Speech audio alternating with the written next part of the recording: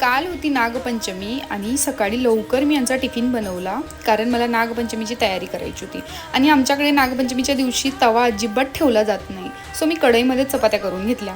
आणि मेन म्हणजे श्रावण महिन्यात आपल्या मुलांना आपल्या नवऱ्याला औक्षण करतात. सो मी यांना पण औक्षण केलं, कारण हा महिना खूप जास्त महत्त्वाचा आहे. नंतर मला मावशींसोबत पूजेला लागणारं सामान घ्यायला जायचं होतं. सो तिकडे आम्ही गेलो आणि पहिलीच माझी नागपंचमीची पूजा आहे. तर ती पूजा कशी करतात, काय करतात याची मला काहीच आयडिया नव्हती.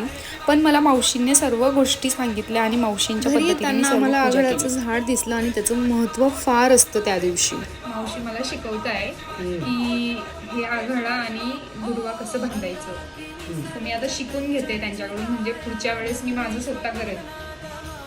इथे मी हार तयार केला आणि सुंदर अशी साडी घालून रेडी झाले आणि मस्त अशी पूजा केली. सो आजचा ब्लॉग मी इथेच एंड करते. Bye bye.